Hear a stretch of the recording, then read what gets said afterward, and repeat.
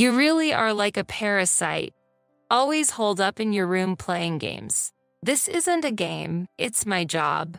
I'm sick of your excuses. Hurry up and prepare dinner. I'm hungry. Unable to endure the daily criticism from my mother-in-law, I'm determined to execute a certain plan soon. My name is Sherry and I'm 27 years old. For some reason, I have been living with my husband's family for the past 6 months. Tom and I have been married for almost 2 years. I primarily earn from an internet business at home and make a steady profit. I started a blog out of curiosity in high school and immersed myself in the internet world, but my desire for a normal romance never completely vanished. However, spending most of my time at home in front of the computer, I had few opportunities to meet men and no friends to introduce me to anyone. Then I thought of registering on a matrimonial site or a dating app to easily find a partner. I decided to take the plunge and register on a dating app. Registering felt like crossing the Rubicon, hoping to meet someone wonderful. As a result, I coincidentally met Tom on the dating app, thinking, if he's weird, I'll find a reason to leave quickly. I waited at the meeting place and saw a man with a refreshing smile. Before I knew it, my face was bright red. Tom, sensing my nervousness, initiated various conversations. Thanks to Tam's talkativeness. Even though I'm a shy person, I got completely absorbed in our conversation. After several dates and visiting various places, I thoroughly enjoyed the time walking with Tom even though I was usually glued to my computer. A month after meeting him, I confessed, "Would you be my boyfriend?"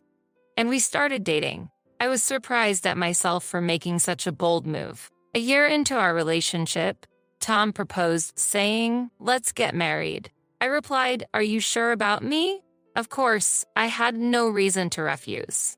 My parents really liked Tom and were overjoyed about our marriage. They were concerned I might end up single for life. I also visited Tom's family. Tom's family included his parents in their 50s, a sister 5 years older than him, and his grandfather, all living together under one roof. Tom didn't talk much about his family, but eventually I understood why. His grandfather seemed kind, but the other family members kept their distance and responded indifferently. His grandfather didn't seem to be very close to his other family members.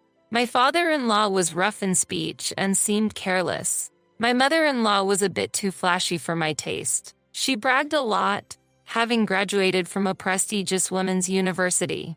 Both were not my type. My sister-in-law, a part-timer, also graduated from the same university but seemed dissatisfied with her post-graduation part-time work. Although both of Tam's parents were working, they didn't have a stable income and ended up relying on his sister's part-time earnings and his grandfather's pension. Considering the wedding expenses, we decided against having a ceremony and just registered our marriage instead. It was also because I wasn't comfortable having it publicly. Tam's apartment was too small for two, so we looked for a rental apartment. I needed a workspace, and splitting the rent was manageable for us. A year after marriage, Tom said seriously, "I need to talk. My grandpa at home is ill, and the family isn't helping." Tom wanted to live with them to support his grandfather, as his other family members weren't helping him. Despite my apprehensions about living with his family, I agreed to his decision. So we moved from our apartment to his family home. The move went smoothly, but the house was smaller than expected for 6 people. Excluding his grandfather's and sister's rooms, only his parents' room remained. We had no choice but to share the common spaces with them. While I work from home on my computer, my in-laws seem to view it as mere play, always casting doubtful glances at me. During such times, his grandfather said, "Sherry, having you here is a big help. I'm grateful." He continued, "I'm sorry the house is cramped, so I'm actually considering an extension." I was surprised and stared back at him. "Wouldn't it be easier for you to work if you have your own room?"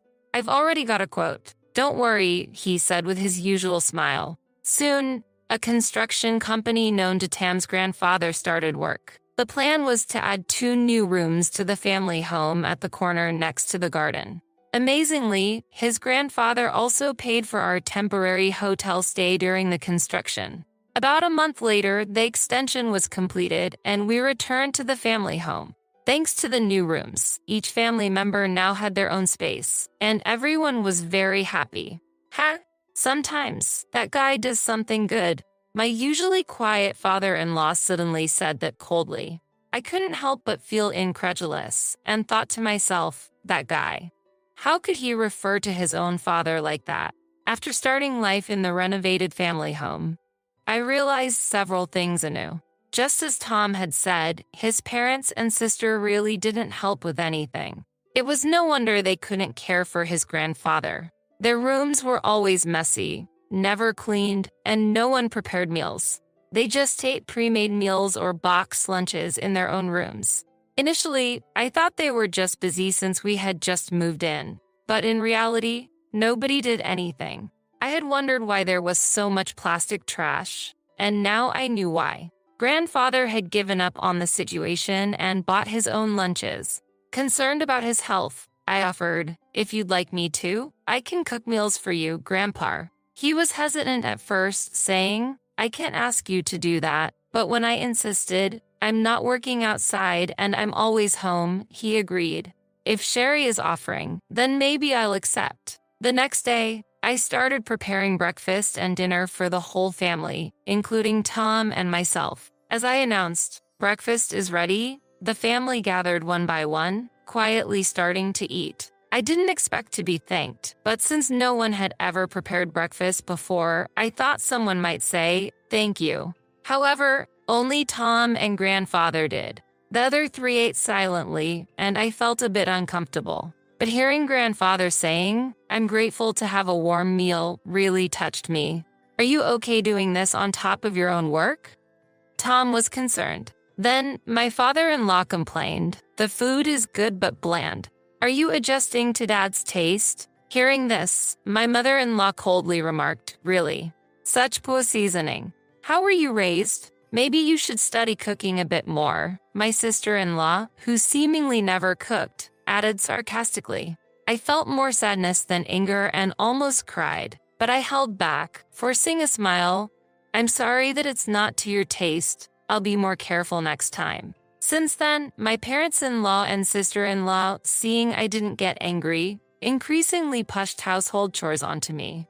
I do work from home, but I'm not playing around. I have a lot to do. However, to my in-laws, it seemed like I was just playing on the computer. Clean the room after you're done, my mother-in-law demanded, and my sister-in-law chimed in, clean mine too. When I refused, saying, please clean your own rooms, my father-in-law shouted, who do you think owns this house? You can't do anything. Go out and earn some money. I continued to be criticized by my mother-in-law, playing games on the computer all day. You're really a parasite. I'm not playing. This is my job, I initially argued. But they never listened, so eventually, I stopped responding. They were probably dissatisfied with me working on the computer at home while they worked outside. The concept of remote work seemed beyond their understanding. Moreover, my sister-in-law insulted me. You only graduated high school, right? Just playing on the computer? Are you unemployed? Are you dumb? Frustrated, I consulted Tom. Did my sister say that? Unforgivable, exclaimed Tom as he headed to my sister-in-law's room. My sister-in-law came out lazily and looked down at him. What? Do you need something? You don't understand anything. Sherry is actually working at home. She's not unemployed. As Tom argued, my sister-in-law sarcastically said, what can you do on a computer? I get you're defending your wife, but it's laughable. It seemed impossible to get through to her. I seriously began considering whether I should leave the house. But that would mean ignoring Tam's concern for his grandfather. I was deeply troubled. Then, suddenly, his grandfather fell ill. Although he had been stable, it seemed his heart condition had worsened. Tom didn't want to worry me and kept silent, but this was his real concern. Despite life-saving efforts at the hospital, his grandfather passed away soon after. Losing our emotional support in those difficult times, we were at a loss about what to do as a couple. However, we first had to start preparing for the funeral, while holding back our grief. Tom and I transferred his grandfather from the hospital and proceeded with the funeral preparations.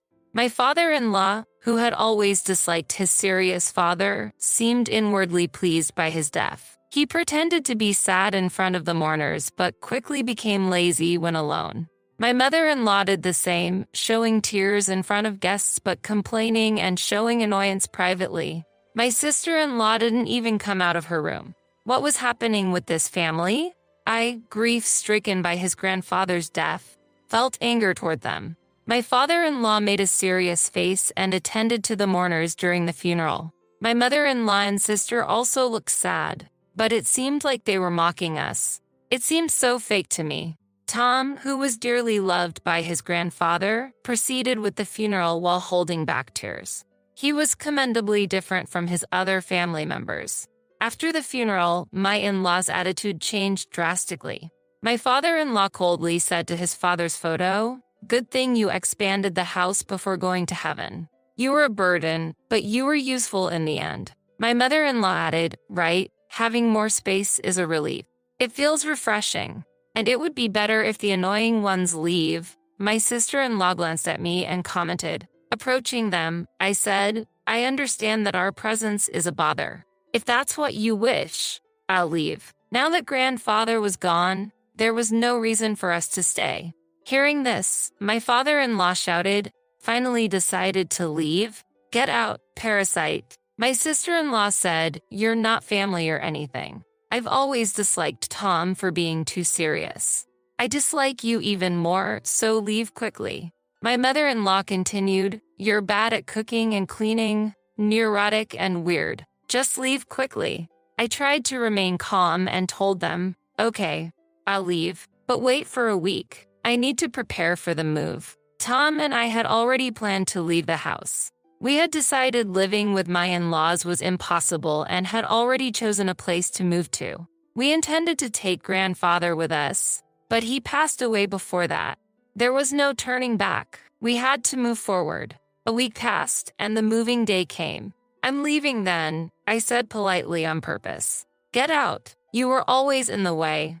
My father-in-law rudely retorted, "You've been living in my house and can't even say thank you." He continued, "I'm leaving, but I've been paying the mortgage for this house," I counted, and he laughed it off disdainfully. "Unemployed people playing on the computer can't possibly pay the mortgage. Stop lying," he retorted mockingly. That's when Tom intervened. "Dad, you thought Grandpa was paying the mortgage, but it was actually too much for him. So, Sherry decided to take over it. The mortgage was in Grandpa's name, but Sherry had been paying for it." My father-in-law looked surprised and incredulous. "No way. How much is she earning anyway?" My father-in-law asked. I calmly replied, "Well, I earned about $20,000 last month." My mother-in-law and sister-in-law looked skeptical at my casual response, but it didn't matter to me. It was the truth. "Now that Grandpa has passed away, you, as the heir, will own this house," I said with a smile. My father-in-law raised his voice, of course. "What are you talking about?" Then I continued, "So, please take care of the inheritance tax. Oh, and don't forget about the remaining mortgage." My father-in-law turned pale. "What? You said you were paying the mortgage." "Yes, I was paying for it, but it was to help Grandpa. Now that he's gone, I'm not obligated to pay." My in-laws looked astonished at this revelation. My father-in-law hesitantly asked, "So, how much is left on the mortgage?" I deliberately didn't give a clear answer. Probably about $100,000. My father-in-law collapsed in shock. Also, all the furniture and appliances purchased during the renovation were bought by me. A moving company will come to collect them later. They were speechless, but it was no longer our concern. With that thought, we decided to leave the family home. "Take care and goodbye," I said with a smile as Tom and I walked away. I had no regrets. Tom and I quickly moved to our new apartment. After unloading our things, Tom murmured, "We just couldn't get along with that family." "Huh?" I looked at Tam's face. Tom slowly began to open up. Grandpa was the only one who was always kind to me, like a real family. I was surprised at his words. Dad always told me to work. It became unbearable. But this is for the best. Tom said that with a relieved smile. By now, the family home would be bustling with the moving truck. Most things would be gone, except for the new furniture and appliances we bought. Maybe we were a bit harsh, but after being insulted for so long, it seemed hardly enough. Sometime after moving, the phone rang. It was probably from the family home. I deliberately ignored it a few times before answering. "Hello," I responded. From the other end, my father-in-law's angry voice came through. "Why is the inheritance tax so high? I never heard anything about it. I can't pay this, and the mortgage payments are so high. Plus the utility bills. What should I do?" I had anticipated my father-in-law wouldn't be able to pay.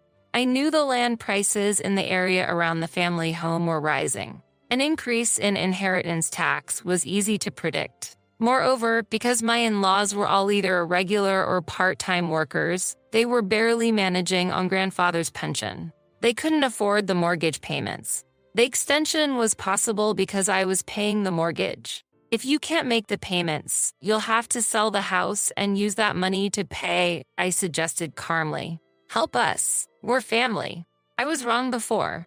"Please help," my father-in-law pleaded, but I no longer considered them my family. Family. My only family is Tom.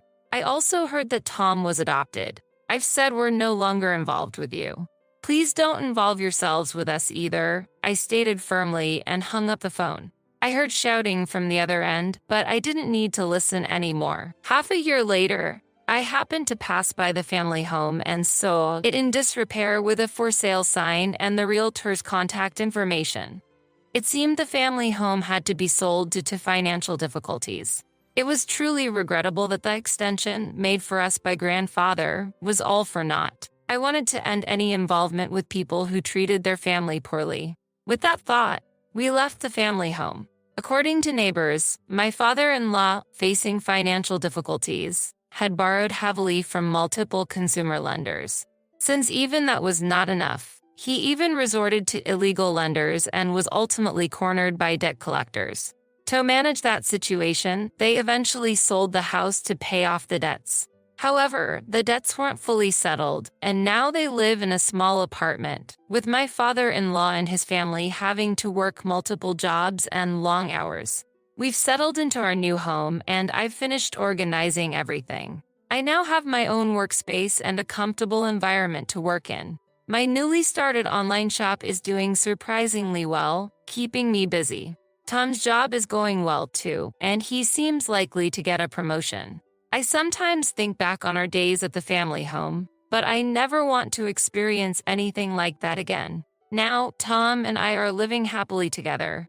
Oh, right. Actually, our family is going to grow.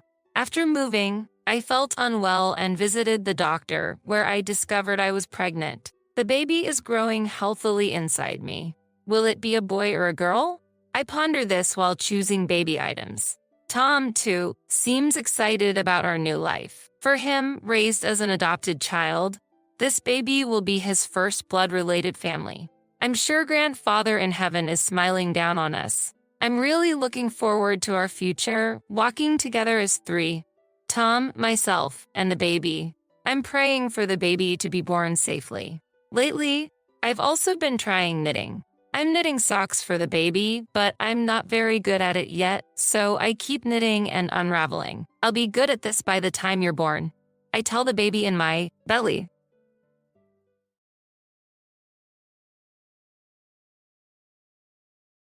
My name is Lindsay.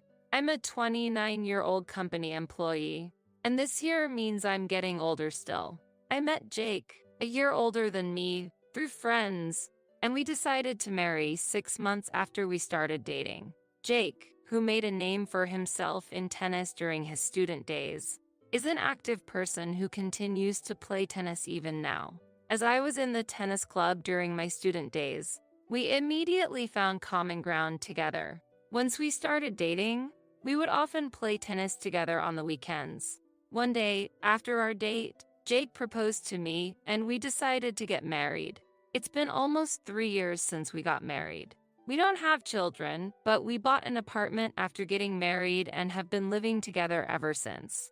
Both of us work, and while we aren't struggling financially, we can't say that we're wealthy either. We're living a happy life.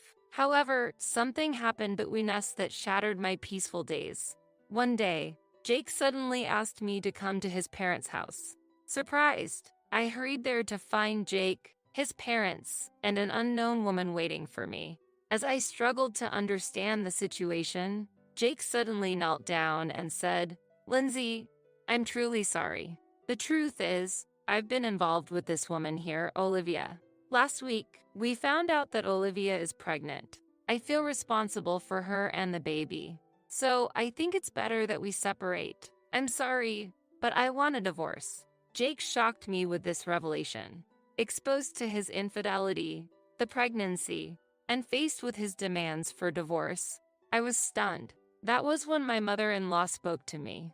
"Lindsay, please forgive Jake. Yes, he cheated, but the problem lies with you too. You and Jake weren't really a good match from the beginning. So, I'm sorry, but please forget about him." And my father-in-law added, "Olivia's father is an executive at a major company.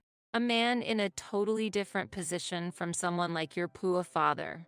I think you know who's more suitable for our son." I couldn't believe it.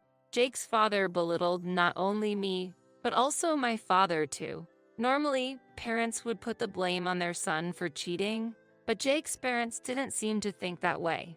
Instead, they seemed to think it was natural for us to divorce, and that their son had done nothing wrong. I took the divorce papers and said, "I understand what you all want to say. Being with people who have such warped thoughts might affect me too. I'm shocked at how you make it seem like I'm the villain despite Jake's infidelity. Don't worry, I'll file these divorce papers myself. I'll leave the rest to a lawyer." And with that, I quickly left the scene. As I left, my father-in-law mockingly said, "A poor person hiring a lawyer? What a waste of time and money, when she doesn't even have any. She shouldn't bite off more than she can chew." Ha ha ha.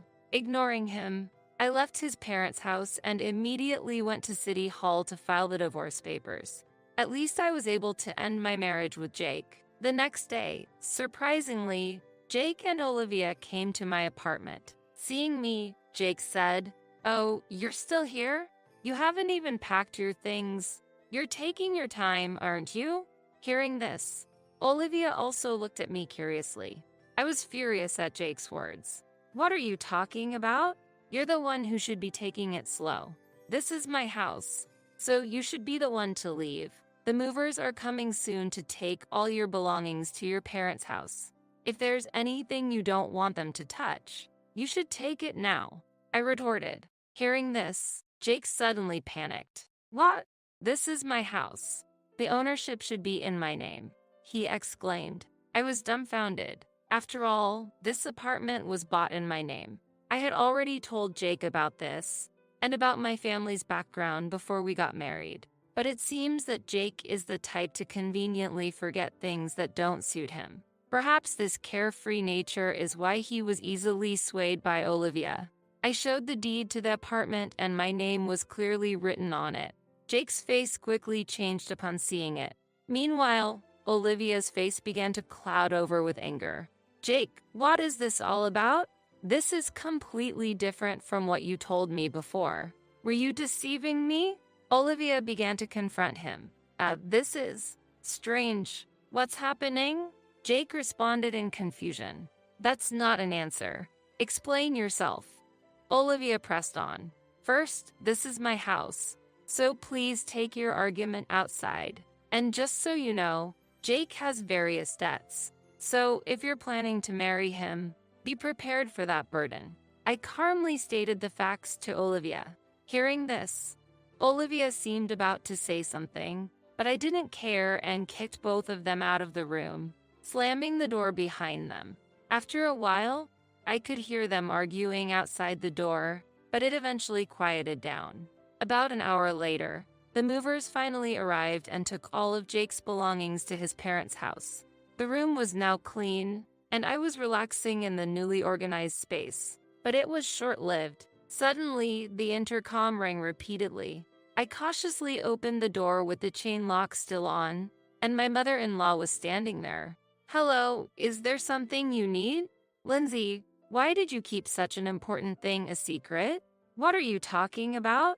I can't believe it, but Jake just told me that this apartment is in your name and that your parents are the owners of that famous restaurant chain. It seemed Jake finally remembered my family's circumstances. What about it? If I had known, I would never have let this divorce happen. A daughter from such a wealthy family. We would love to have you back in our family. Lindsay, please, reconsider and start over with Jake. I was shocked and at a loss for words at her outrageous request. I couldn't possibly agree to what she was asking. You really have a terrible way of thinking about things. Am I not a human being? Are you only interested in money? I'm sorry, but I don't want anything more to do with you. There's nothing more to talk about, so please leave, I said and attempted to close the door. But my mother-in-law, infuriated by my attitude, raised her voice in anger. Don't be so arrogant. I'm giving you my permission to reconcile your differences. Fix things with him right now. I won't leave this spot until you agree to get back together. Open this door immediately. She said this, pounding on the door repeatedly. I decided that I couldn't handle this alone and called the police. They came and took my mother-in-law away. Even as the officers were taking her, she was shouting something loudly, but I no longer cared to listen to her words. There was a reason why my in-laws were unaware of my family's business background. My father, coming from a poor background since childhood, continued to live modestly, even after becoming a company president. He never considered buying branded clothes. He always took great care of his belongings and used them for a long time. Hence, at our wedding, he wore a suit he had bought decades ago. Seeing this, my in-laws assumed that my father was not financially well off and misunderstood his restaurant chain as a small, privately owned business. As a result, they never delved deeper into my father's business. Time went by without them understanding the true circumstances of my family.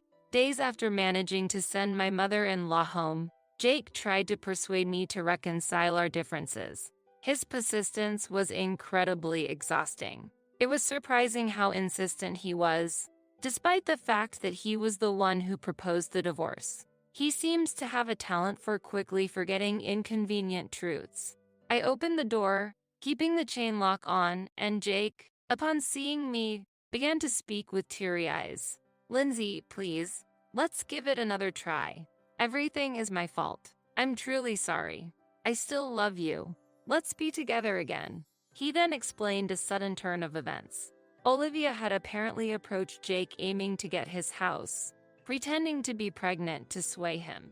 However, once she learned about Jake's considerable debts, she gave up and fled, and now Jake was coming to me to seek reconciliation. Huh?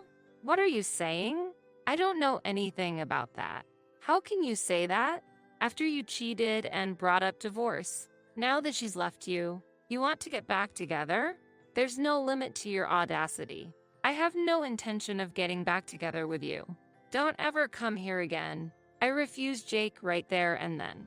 Surprisingly, he quietly left. However, this was not to be their last attempt. Days later, Jake's entire family unexpectedly showed up at my workplace. They were shouting, "Bring out Lindsay. Get that woman out here. We know she's here," causing chaos in the office and leading to the security guards being called. I stood there, dumbfounded by the situation. But they wouldn't have things their way any longer. I worked at the headquarters of my father's company, and that day, my father was also in the office. All of my colleagues also supported me. Hey, what are you doing? This is my company. Don't just barge in and make a scene. I know everything you did to demean my daughter. Don't ever come near her again, and never set foot in this company again. My usually calm father shouted furiously at my ex-in-laws. Everyone, including the employees and Jake's family, must have been surprised at the anger of my father, who usually only shows his gentle and calm side. Sorry. We're really sorry. Jake's family desperately apologized. My father's stern words had immediately quieted them down.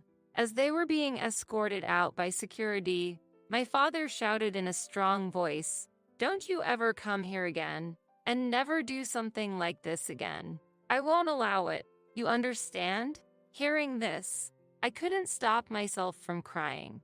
I felt a deep sense of gratitude that my father had gotten so angry for my sake. Later, through the company's legal advisor, I decided to seek damages from Jake's family. I sought damages for the divorce due to Jake's infidelity, for his persistent attempts at reconciliation after the divorce, and for the disturbance at my workplace. The total amount was substantial, and I eventually received payment from them. I also made them sign a written agreement promising never to come before me again. Jake's family's state of affairs rapidly declined thereafter, chased by the money owed to me and Jake's existing debts. They ended up selling their home and moving far away. In town, the story spread that Jake had committed adultery, divorced his wife, and after being abandoned by his mistress, attempted to reconcile. Facing such embarrassment, they could no longer stay in this town. While I felt a bit of sympathy for them, I also knew that everything was a consequence of their actions, so it was clearly deserved. Jake's family never appeared before me again. Finally, I was able to resume my peaceful days. However, my father had harsh words for me as well regarding what had happened. He blamed me for not recognizing before the marriage that Jake was a person who would commit adultery and accrue debts. Certainly, while Jake was at fault, my lack of insight was also partly to blame. Unable to argue with my father, I felt disappointed and disillusioned with marriage. I felt that I needed to give my heart a break. However, about a year later, I decided to marry my colleague, Matt. Matt was sincere and earnest in his work, trusted by everyone. I was initially attracted by his personality, but as we started dating, I was also drawn to his lifestyle. His life was surprisingly simple. He never indulged in branded items, used everyday things for a long time, but generously spent money and spoiled me on dates. His behavior was very similar to my father's.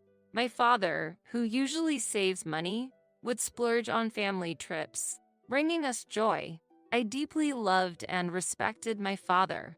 Realizing Matt's actions were similar to my father's, I felt that I could be happy with him in the future.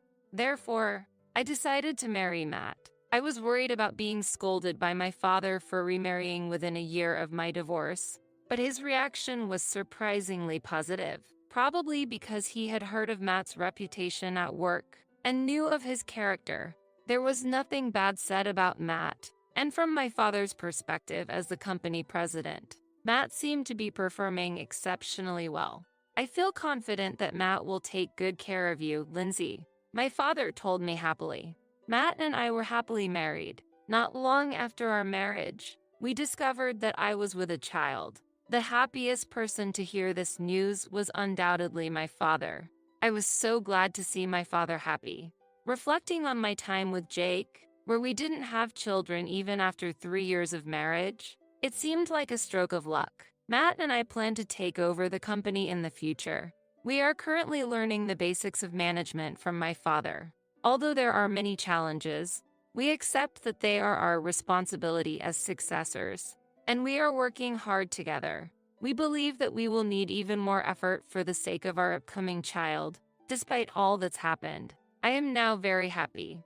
Together with my family, we intend to firmly support this company in the future.